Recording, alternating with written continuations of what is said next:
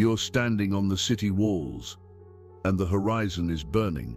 Dust clouds are rising, drums are pounding, and you can hear thousands of soldiers outside sharpening blades, building siege engines, and waiting for the order to attack. Inside your city, food is running out, disease is spreading, and the air stinks of death. You know the enemy won't stop until they either starve you, burn you, or smash their way in. This isn't just war. It's survival stripped to its rawest form. Welcome to the nightmare of history's most gruesome sieges. Forget the clean, cinematic version of battles with knights charging across open fields. Real warfare was often about choking cities to death slowly, and what happened behind those walls was worse than any battlefield. People didn't just fight, they adapted, broke, bent and twisted themselves in ways so desperate that modern survival shows look like luxury resorts. We're about to dive into the world of starvation diets that make insects a delicacy, water shortages that turned wells into battlefields, and survival tactics so shocking that they became whispered legends for centuries. Let's start in Jerusalem, year 70 CE. The Roman legions under Titus laid siege to the city during the Jewish-Roman War. Now, when the Romans besieged a city, they didn't just surround it and wait. They built walls around the walls. Imagine you're already trapped in your city, and the enemy decides to trap you again, cutting off every last hope of food or escape. Josephus, the historian who watched it unfold, wrote that people inside Jerusalem were reduced to gnawing on leather, tearing bark off trees, and boiling weeds for soup. But the most horrific story is of a mother, driven insane by hunger, who killed and roasted her own infant. When word spread, people didn't recoil, they begged her for leftovers. That's how deep the abyss of famine went. The siege ended with Jerusalem burning, its temple destroyed, and its population either enslaved or slaughtered. But what survived most powerfully was the memory of how hunger can strip away every boundary of humanity. Now jump forward to 1098, the Siege of Antioch, during the First Crusade. Crusaders marched across half of Europe to capture this massive walled city in modern-day Turkey. After months of hunger, they were eating their horses, their dogs, and eventually the bodies of their enemies. Chroniclers didn't hold back. They described crusaders boiling flesh and gnawing bones. One account even admits to cannibalism as a deliberate act of intimidation. If starving soldiers were willing to eat human meat, what else were they capable of? Antioch eventually fell, but not because of brute force. It fell because of betrayal from inside the city. That's another constant of sieges. Walls keep armies out, but desperation breeds treachery from within. But starvation wasn't the only weapon. Disease was just as deadly, and no siege makes that clearer than the Mongol attack on Kaffa in 1346. This was a bustling Genoese trading post on the Black Sea, and the Mongols rolled in with their usual ferocity. But during the siege, their own army was struck with plague. Most commanders would retreat at that point, but the Mongols weren't most commanders. They loaded the corpses of plague victims onto catapults and hurled them over the walls. The defenders suddenly weren't just fighting arrows and stones, they were fighting an invisible killer seeping through the air. Ships fleeing Kaffa carried the plague west, and many historians link this siege directly to the spread of the Black Death across Europe. Imagine that one siege unleashing a pandemic that wiped out a third of the continent. That's not just military history. That's the reshaping of civilization by one act of desperation. If you think the horror peaked there, let's walk into the Siege of Tenochtitlan, 1521. Hernan Cortés and his conquistadors surrounded the Aztec capital with thousands of allied native troops and cut off its causeways. The Aztec city was built on a lake, connected by bridges, and when those bridges were destroyed, the people were trapped like fish in a net. Spanish records describe starvation so brutal that residents ate bark, grass, and even clay. Archaeologists have found skeletal evidence suggesting famine deaths, mass graves, and signs of disease sweeping through. But here's the twist. The Aztecs fought back ferociously, not collapsing into despair. They fought rooftop to rooftop, house to house, until the canals were clogged with corpses. Survivors later said the stench of rot was so strong that you could smell Tenochtitlan from miles away. When the city finally fell, it wasn't just a conquest, it was an apocalypse. Now starvation and disease were the classics. But some sieges introduced survival tactics so creative, they sound like urban legends. During the 1644 Siege of Candia, on the island of Crete, defenders held out against the Ottomans for 21 years. Yes, you heard that right. 2 decades of siege. How did they survive that long? Constant resupply by sea. The Venetians kept sneaking ships past Ottoman blockades to deliver food, weapons, and reinforcements. Inside the city, people rationed supplies with brutal efficiency, turning survival into a bureaucratic art. Every loaf of bread was counted, every drop of water tracked. This wasn't just survival. It was a machine-like system designed to stretch human endurance to the absolute limit. When the city finally surrendered, it wasn't because they starved. It was because exhaustion after 2 decades simply broke the will to continue. But not all sieges ended with surrender. Some ended in mutual destruction. Take Masada, 73 CE, another Roman siege, but this time against Jewish rebels perched on a fortress in the desert. The Romans built an enormous ramp of earth and stone to breach the walls, a feat so insane it's still visible today. When the defenders realized the end was inevitable, they made a choice: mass suicide. Hundreds killed themselves rather than be enslaved or executed. The Romans entered the fortress to find silence, smoke, and the bodies of the dead. Survival in this case meant denying the enemy the victory of your life.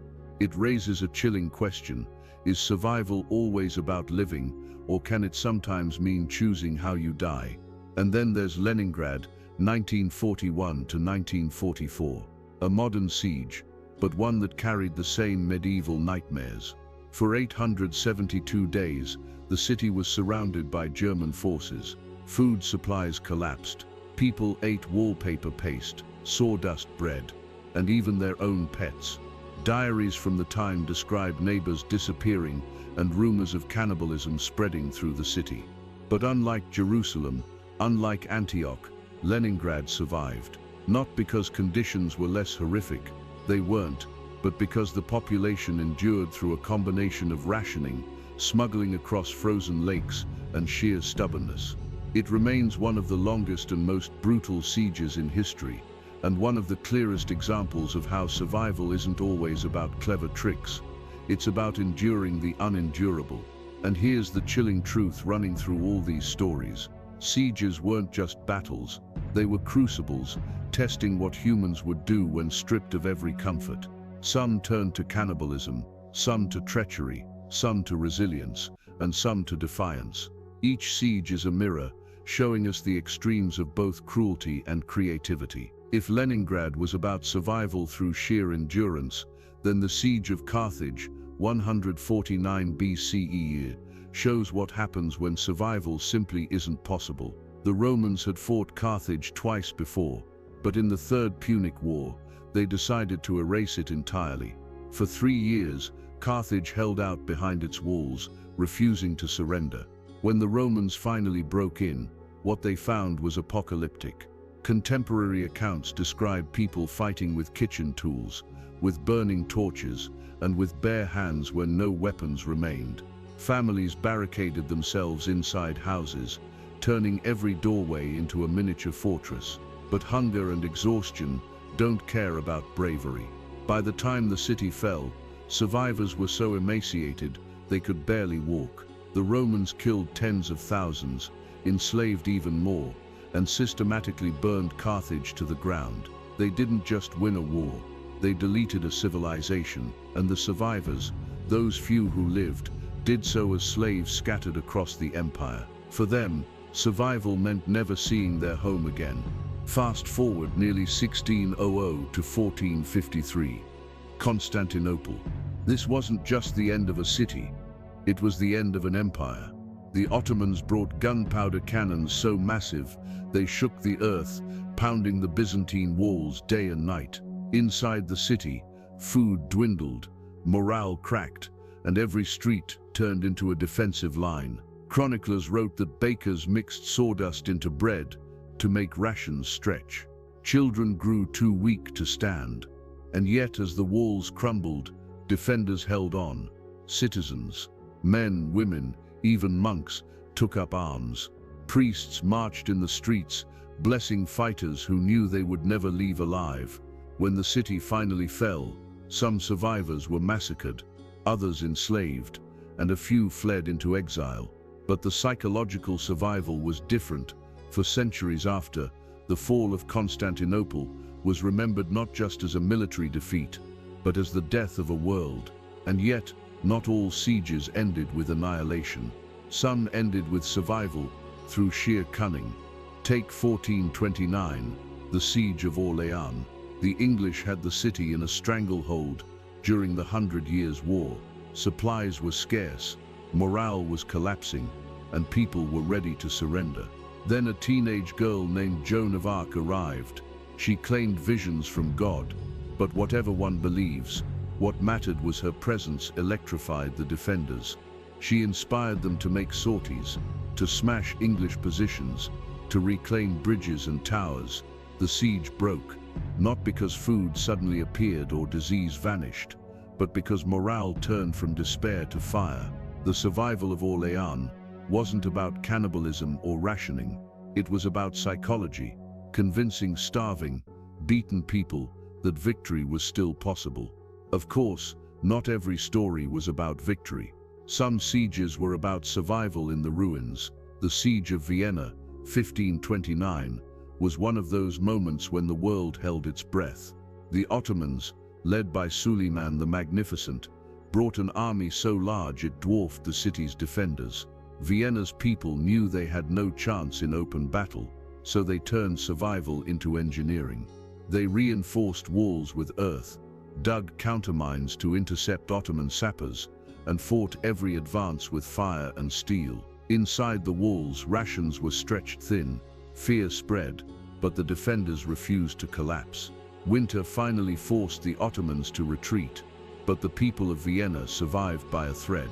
If the weather had turned a little later, if the defenders had cracked just a little sooner, Europe might look very different today.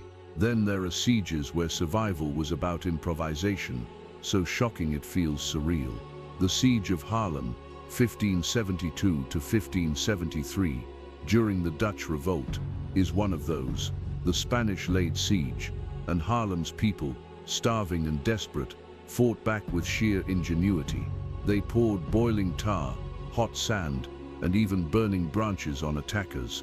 Women fought on the walls with knives and hatchets. One legendary figure, Kenau Simons Dr. Hasselaer, led hundreds of women in defense, turning the idea of helpless civilians on its head.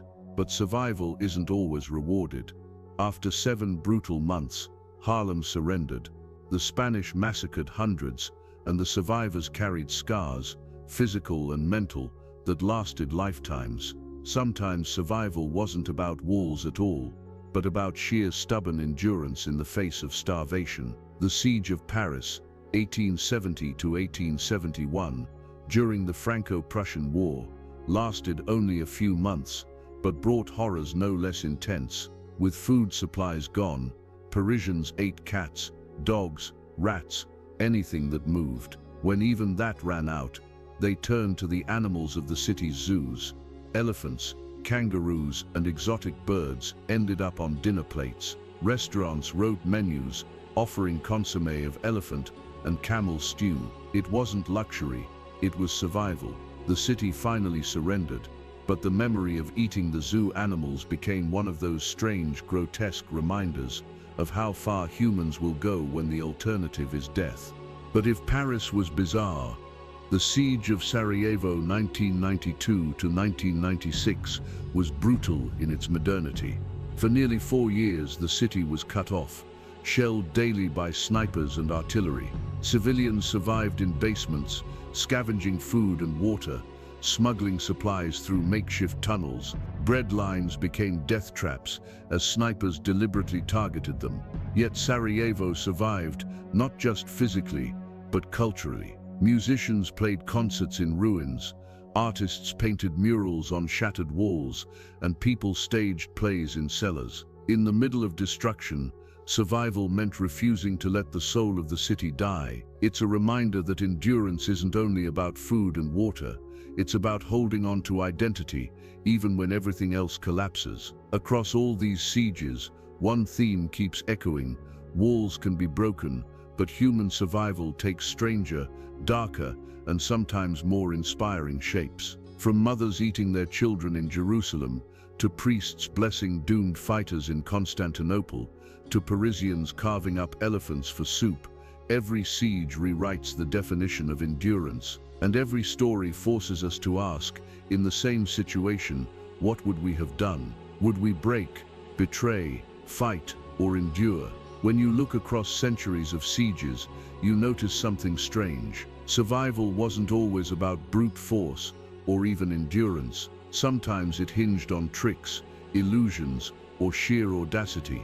Take the Siege of Tyre, 332 BCE. Alexander the Great wanted the city, but it sat on an island half a mile offshore, surrounded by massive walls. Most commanders would have walked away. Alexander built a causeway, an artificial land bridge, dragging stones, rubble, and timber into the sea under constant enemy fire. Inside Tyre, people believed their walls made them invincible. But as the causeway crept closer, panic spread. Supplies dwindled, disease spread, and the population realized their isolation was also their prison. When the walls finally fell, the slaughter was immense. But the lesson was clear: survival often depended on seeing the trap early enough to escape it. Tyre didn't. Jump ahead nearly 2,000 years to the Siege of Kazan, 1552. Ivan the Terrible brought his cannons and his fury against the Tatar stronghold. The defenders resisted with everything they had, fighting in brutal street combat when the walls finally cracked. But what's striking about Kazan isn't just the fighting, it's the aftermath. Survivors were forced to convert, resettle, or perish. For them, survival didn't mean keeping their city. It meant reshaping their entire identity. Kazan reminds us that surviving a siege often left people alive, but unrecognizable, their world rewritten around them. Now consider the Siege of Londonderry, 1689. Protestant civilians, cut off by Jacobite forces, locked their gates and refused to surrender for over 100 days. Inside, food collapsed to such extremes that people ate horse hides, grass, and even tallow from candles. Survivors wrote of gnawing bones until they splintered in their teeth. Disease followed hunger, and corpses piled up faster than they could be buried. Relief finally came when supply ships broke through river barricades, but by then, thousands were dead. What's haunting is how survival here depended entirely on endurance until outside salvation arrived. It wasn't a strategy, it wasn't clever tricks, it was simply holding on, hour by agonizing hour. Then there's Sevastopol, 1854 to 1855, during the Crimean War. The Russian defenders endured 11 months under bombardment from Allied forces. Inside the city, civilians and soldiers worked together, digging trenches, repairing fortifications, and scavenging food. What stands out is the way survival blurred the line between military and civilian life. Bakers became ammunition carriers, priests became nurses, and children carried water to the lines. The entire population became part of the defense. Sevastopol eventually fell, but the idea of a city where everyone, every man, woman, and child, became a soldier shows just how total siege survival could be. If that sounds brutal, the Siege of Pavia in 1524 to 1525 adds another layer: betrayal and desperation. Soldiers inside the city faced starvation so severe they began selling their last possessions for scraps of bread. When supplies ran out, some deserted in the dead of night, risking execution if caught. Survival became an individual gamble. Do you stay behind walls and starve, or try to sneak through enemy lines and pray you make it. Chroniclers described corpses hanging on gallows as warnings, reminders of what happened to those who failed. In Pavia, survival wasn't collective, it was every person for themselves. Sometimes, survival demanded choices so extreme that later generations questioned whether it was worth it. The Siege of Magdeburg, 1631, during the 30 Years' War, ended in a massacre so total it shocked Europe. Imperial troops stormed the city, set it ablaze, and slaughtered nearly 20,000 people. Survivors were a tiny fraction, clinging to life in a sea of ash. For them, survival meant carrying trauma so deep it echoed for centuries. Other towns heard of Magdeburg and surrendered before fighting, terrified of sharing its fate. Survival, in this case, meant not resisting at all. The shadow of Magdeburg hung over Europe like a warning: resist too long, and you may survive only as a memory of horror. But there were also sieges where survival took a bizarrely practical form.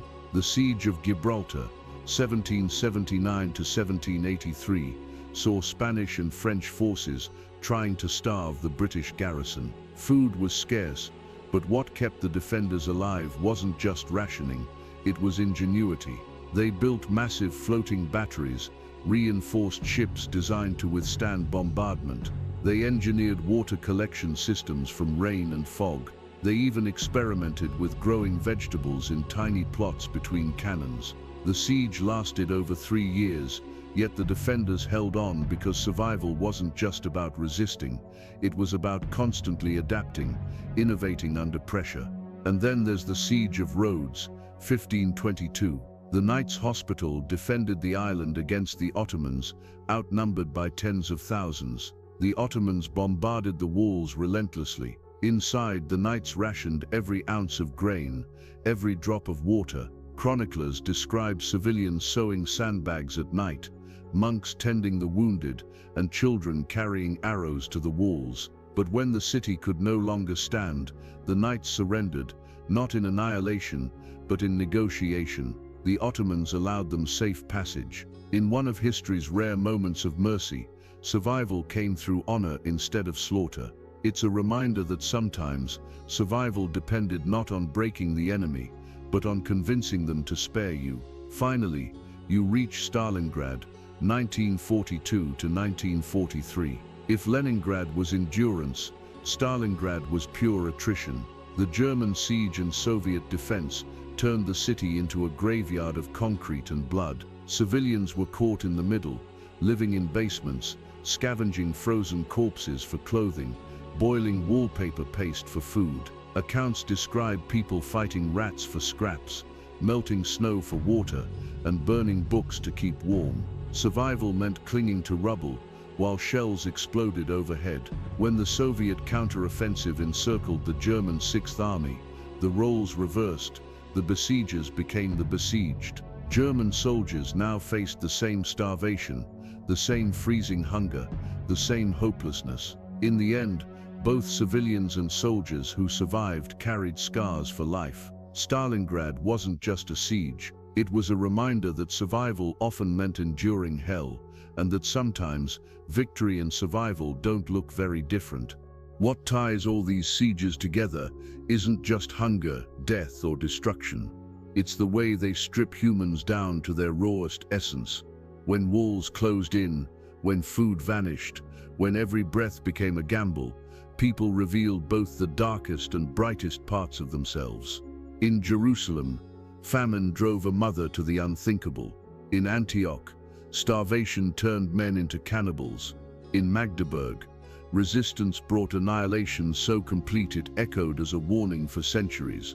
These are the moments when survival crossed the line into horror, where people did what they swore they never would, simply because the alternative was a slower death. It forces us to ask, where is the edge of our own humanity, and what would it take to push us over it? But alongside the horror, there were flashes of resilience so powerful they defy belief. Leningrad endured nearly 900 days of siege, not because food appeared or bombs stopped falling, but because people simply refused to let the city die. Sarajevo sang songs under shellfire, turning art into defiance. Orléans broke its siege not with food or weapons, but with the unshakable conviction of a teenage girl who convinced an entire city that survival was still possible. Survival, it turns out, isn't just about eating rats or boiling leather. Sometimes it's about refusing to surrender your soul, even when your stomach is empty. There's another truth hiding in these stories. Survival always came with a cost. For Carthage, it meant living as scattered slaves. For Kazan, it meant abandoning old identities under a conqueror's rule. For Rhodes, it meant walking away from your home forever. Survival wasn't victory, it was compromise, transformation, or exile. And maybe that's why sieges linger in memory more than open battles. A battle ends with a winner and a loser. A siege ends with survivors who carry scars into the next generation. Think about Stalingrad. Both sides claimed victory or loss, but the civilians who lived through it never forgot melting snow for water, or burning books for warmth, or listening to the city groan under constant bombardment. Think about Paris, where people dined on elephants and rats, and then had to return to normal life, pretending the memory of those meals wasn't still inside them. Think about Tyre, where survival meant not being killed in the streets, but being sold as slaves by the thousands. Survival wasn't clean, it wasn't triumphant, it was messy, humiliating, sometimes barely recognizable as living, and yet it was survival. So what do we take from all this? That human beings are terrifyingly adaptable. We'll eat leather, grass and glue, we'll drink stagnant water, we'll build tunnels under cities or ramps of earth taller than fortresses. We'll fight with boiling tar, with burning sand, with the last scraps of our strength. And sometimes we'll do things we'd rather not admit to ourselves or to history, just to live another day. Every siege we've walked through tonight forces the same uncomfortable question. If you were there, what would you have done? Would you have fought like the defenders of Constantinople, praying with sword in hand until the walls fell?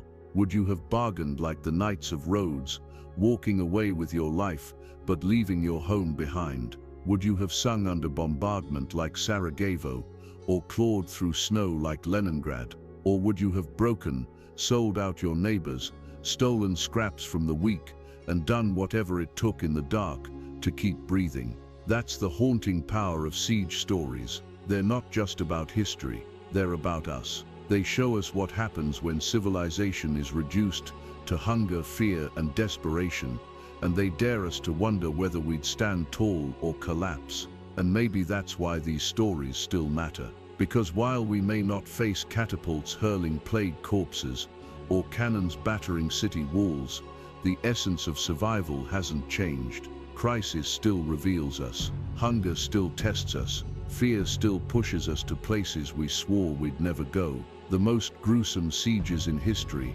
aren't just tales of the past, they're mirrors, showing us how fragile the line is between order and chaos, dignity and desperation, humanity and something far darker. And the question they leave hanging, the question no historian can answer for you, is this: if the walls closed in tomorrow, how far would you go to survive?